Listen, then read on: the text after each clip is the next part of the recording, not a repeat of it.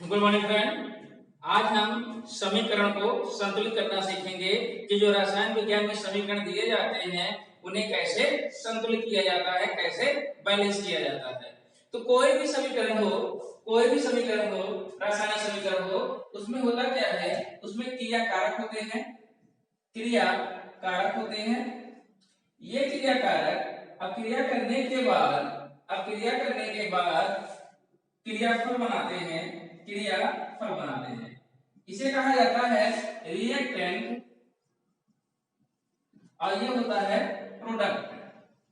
ध्यान दीजिएगा, रिएक्टेंट जो है ए बी हो सकता है, सी भी हो सकता है, और क्या बनाएगा, डी बनाएगा। तो यहाँ पे जो भी रहेगा इसे क्रिया कारक कहेंगे, या इसे कहा जाता है अभिकारक भी बोला जाता है, अभिकारक। तो इसे क्रिया कारक बोलिए चाहे अभिकारक कहिए। क्रिया कारक आपस में क्रिया करने के बाद क्रियाफल बनाते हैं, प्रोडक्ट बनाते हैं, और जिसे ही कहा जाता है उत्पाद बोला जाता है, उत्पाद बनाते हैं। तो इस प्रकार किसी क्रिया में जो है क्रिया कारक आपस में क्रिया करने के बाद उत्पाद का निर्माण करते हैं, प्रोडक्ट का निर्माण करते हैं। तो होता क्या है, जैसे इसमें ए है प्लस बी है और जो प्रोडक्ट बना ए बी बना, तो इसमें बैलेंस कैसे है, ये संतुलित है कि नहीं, यही करना आज हम सीखेंगे। तो स्टार्ट करते हैं कि कैसे समीकरण को बैलेंस किया जाता है, रासायनिक समीकरण को कैसे बैलेंस करते हैं, इसको सीखेंगे और अलग अलग एग्जांपल के माध्यम से देखेंगे कि कैसे रासायनिक समीकरण केमिकल इक्वेशन जो होते हैं उनको कैसे बैलेंस किया जाता है। तो सपोज दैट हम एक एग्जांपल ले रहे हैं। मान लीजिए हमारे पास हो N2 प्लस O2, ये नाइट्रोजन गैस है, ये ऑक्सीजन गैस है, ये आपस में क्रिया करने के बाद जो है नाइट्रिक ऑक्साइड बनाते हैं, येलो बनाते हैं। अब यहाँ हम देखेंगे कि आखिर एक समीकरण बैलेंस कैसे होगा, ये समीकरण कैसे बैलेंस किया जाए इसको सीखेंगे। और यहाँ देखेंगे कि ये समीकरण बैलेंस नहीं है, यहाँ नाइट्रोजन 2 है, ऑक्सीजन कितना है 2, जब यहाँ नाइट्रोजन कितना है 1 और ऑक्सीजन कितना है 1। तो आखिर ये बैलेंस कैसे होगा, इसको बैलेंस करने के लिए जो कि समीकरण जो इस तीर के इस साइड लिखा रहता है उसे हम कहते हैं लेफ्ट हैंड साइड, और जो दाहिने ओर लिखा रहता है उसे कहते हैं राइट हैंड साइड। ये लेफ्ट हैंड साइड मान के चलते हैं कि जो क्रिया कारक होते हैं लेफ्ट साइड में लिखे जाते हैं, जो उत्पाद होते हैं, प्रोडक्ट होते हैं, वो राइट हैंड साइड में है, और इनको अलग अलग लिखने के बाद इसको हम बैलेंस करना सीखेंगे। तो जैसे ये नाइट्रोजन हो गया, एक ग्रुप हो गया, एक रिएक्टेंट हो गया, ये ऑक्सीजन एक रिएक्टेंट हो गया, इनको हम अलग अलग लिखेंगे। तो जैसे यहाँ नाइट्रोजन हो गया, तो नाइट्रोजन कितना है 2 नाइट्रोजन है, ये एक समूह हो गया। यहाँ ऑक्सीजन कितना है, ऑक्सीजन भी जो है 2 है, तो ऑक्सीजन कितना है, ऑक्सीजन भी 2 है, ये हम अलग समूह में लिखेंगे। इसी प्रकार हम इसको भी लिखेंगे, क्योंकि यह एक ही उत्पाद है, एक ही प्रोडक्ट बना है और इसका एक ही समूह होगा। तो नाइट्रोजन कितना हो गया 1 हो गया, ऑक्सीजन कितना हो गया, ये भी 1 हो गया। तो इसको हम एक ब्रैकेट में करेंगे, जो कि एक समूह है, एक प्रोडक्ट है, एक कंपोनेंट है। तो अब यहाँ पे 2 हो गया, क्योंकि ये इसके लिए हम अलग समूह बनाएंगे और इसके लिए हम लोग अलग समूह बनाएंगे। अब क्या करेंगे, अब यहाँ देखेंगे कि यहाँ नाइट्रोजन कितना है, दोनों को बैलेंस होना चाहिए, दोनों को बैलेंस होना चाहिए। कहने का मतलब ये है कि जितने नाइट्रोजन इधर रहे उतने नाइट्रोजन इधर भी रहे, और जितने ऑक्सीजन इधर है उतनी ऑक्सीजन इधर रहे, तभी हमारा समीकरण जो है वो बैलेंस होगा। तो सपोज दैट आप यहाँ देखिए कि यहाँ नाइट्रोजन कितना है 1, यहाँ नाइट्रोजन कितना है 2, तो जाहिर सी बात है किसी तरीके से अगर हम यहाँ 2 से गुणा कर दें तो यहाँ नाइट्रोजन कितना हो जाएगा 2 हो जाएगा। तो अब देखिए, मान लीजिए यहाँ 2 से मल्टीप्लाई कर दिया गया, 2 से मल्टीप्लाई कर दें तो 2 जाके इससे मल्टीप्लाई होगा इस नाइट्रोजन से, और बनाता है 2 1 का 2, नाइट्रोजन कितना हो गया 2। तो क्योंकि ये एक ही समूह में है इसलिए इसका गुणा इससे भी होगा, इसका गुणा इससे भी होगा। तो नाइट्रोजन 1 है तो एक नाइट्रोजन गुणा इससे भी होगा, 2 का गुणा एक नाइट्रोजन से भी होगा, और इसी 2 का गुणा एक ऑक्सीजन से भी होगा। तो ऑक्सीजन में कितना हो जाएगा 2, 2 1 का 2। अब यहाँ देखिए नाइट्रोजन कितना है 2, यहाँ नाइट्रोजन कितना है 2, यहाँ ऑक्सीजन कितना है 2, और यहाँ ऑक्सीजन कितना हो गया 2। तो जाहिर सी बात है कि अगर हम यहाँ से 2 से मल्टीप्लाई कर दिए तो ये नाइट्रोजन भी बैलेंस हो गया, नाइट्रोजन भी 2 हो गया, यहाँ नाइट्रोजन 2 हो गया, यहाँ ऑक्सीजन 2 हो गया, यहाँ भी ऑक्सीजन 2 हो गया। तो हम करेंगे क्या कि इसमें कोई परिवर्तन नहीं किया जाएगा, ये N2O2 ही लिखा जाएगा, लेकिन इसमें जो N0 लिखा गया है इसके इस साइड से हम 2 से मल्टीप्लाई कर देंगे, ये हमारा समीकरण क्या हो जाएगा बैलेंस हो जाएगा, संतुलित हो जाएगा। तो ये समीकरण क्या हो गया हमारा बैलेंस हो गया। इसी प्रकार ये पहला एग्जांपल हो गया। दूसरा एग्जांपल हम लेके ट्राई करते हैं। दूसरा एग्जांपल हम ले रहे हैं, सपोज दैट मान लीजिए यहाँ पे कार्बन है और यहाँ क्या है ऑक्सीजन, और मिलकर बनाता है carbon carbon carbon monoxide, carbon monoxide हो गया। यहाँ पे कार्बन है, ये ऑक्सीजन है, और मिलकर बना दिया कार्बन मोनोऑक्साइड। अब क्या होगा, अब सेम कंडीशन जैसे यहाँ लिखे थे वैसे ही लिखेंगे। ये कार्बन है, कार्बन को अलग लिखेंगे, कार्बन कितना है 1 है, कार्बन कितना है 1 है, जिसके नीचे कुछ नहीं लिखा जाता उसको हम लोग 1 कहते हैं। और ध्यान दीजिएगा यहाँ जो 2 लिखा गया है, 2 आगे अगर लिख दिया जाता है इसका मतलब है 2 नाइट्रोजन भी है, 2 ऑक्सीजन भी है। किसी भी प्रोडक्ट के या केमिकल के अंदर आगे अगर 2 लिखा जाए, 3 लिखा जाए, 4 लिखा जाए, इसका मतलब है ये नाइट्रोजन भी काउंट किया जाएगा और ऑक्सीजन में भी काउंट किया जाएगा। तो यहाँ पर मतलब है कि 2 नाइट्रोजन है और 2 ऑक्सीजन है।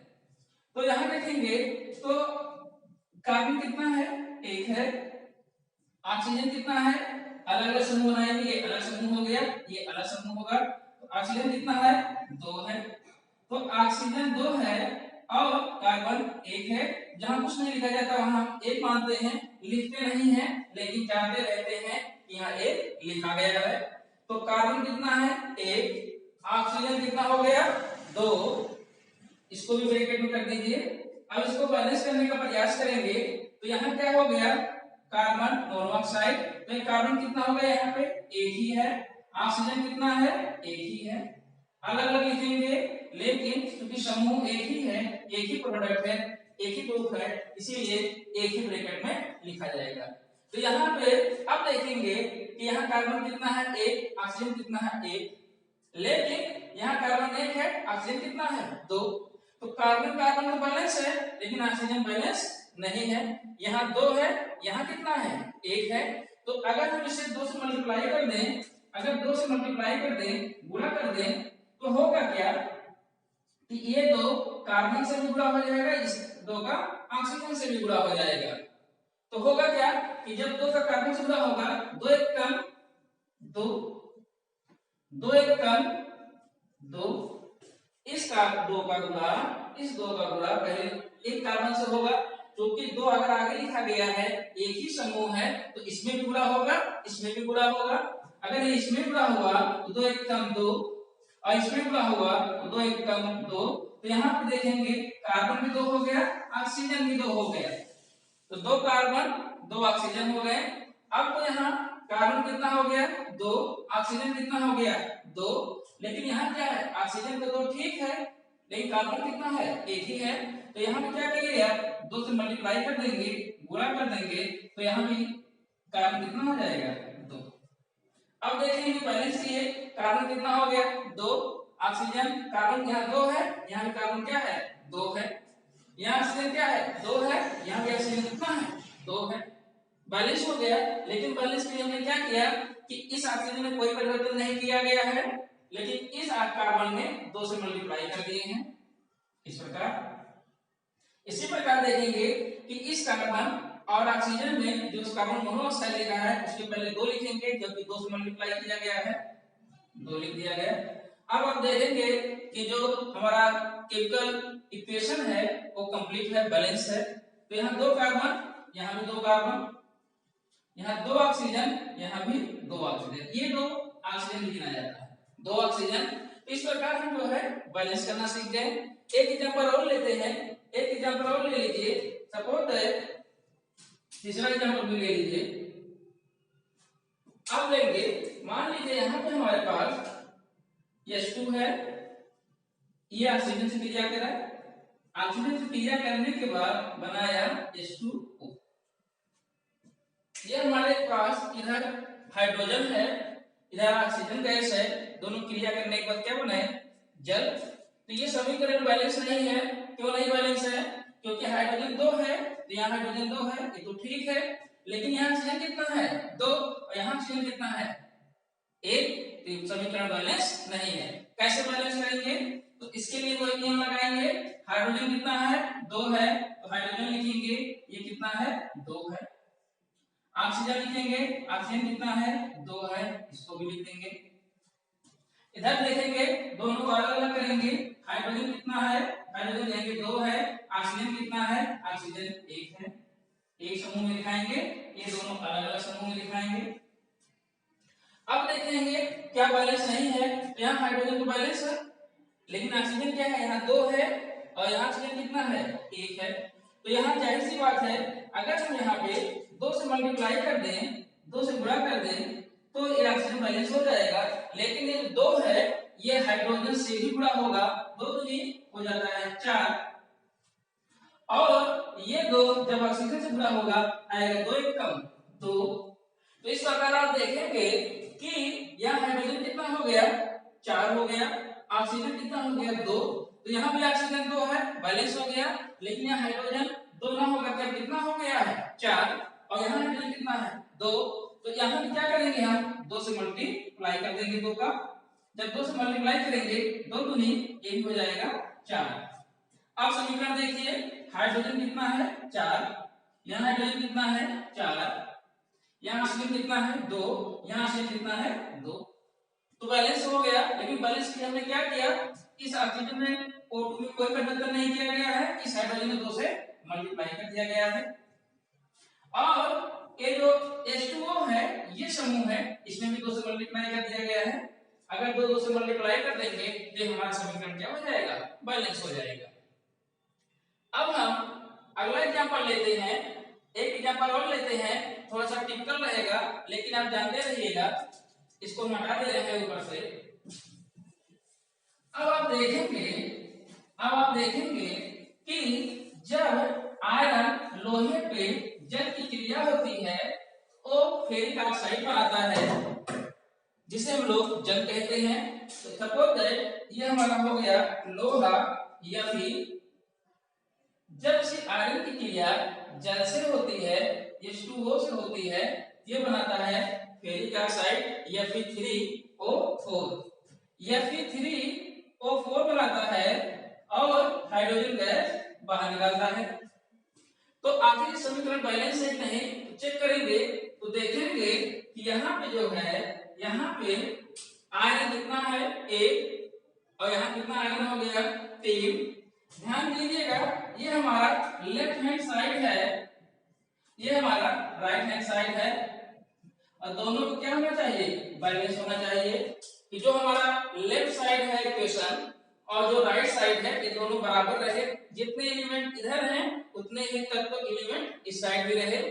तो जरूरी है कि आयरन यहाँ 1 है, यहाँ आयरन 3 हो गया, यहाँ ऑक्सीजन 1 है, यहाँ ऑक्सीजन 4 हो गया। इसको बैलेंस किया जाए, कैसे बैलेंस होगा? शुरू करते हैं बैलेंस करना। इसको भी हटा दे रहे हैं। अब देखिए कि ये समीकरण कैसे बैलेंस होगा, इसको ध्यान से समझिएगा। पहले हम अलग अलग लिख लेते हैं। जैसे ये हो गया आयरन, आयरन को यहां लिख दीजिए एक समूह में। आयरन कितना है? तो जवाब आएगा कि आयरन 1 है। हाइड्रोजन H2O है, एक समूह में है, यह हाइड्रोजन कितना है? हाइड्रोजन है 2, ऑक्सीजन कितना है? 1। इसको हम लोग एक समूह में कर देंगे। ये लेफ्ट हैंड साइड हो गया। हाइड्रोजन 2 समूह में है, एक समूह में है H2O, यहाँ हाइड्रोजन 1 हो गया। हाइड्रोजन कितना है? यहाँ पे 2 है, ऑक्सीजन कितना है? 1 है।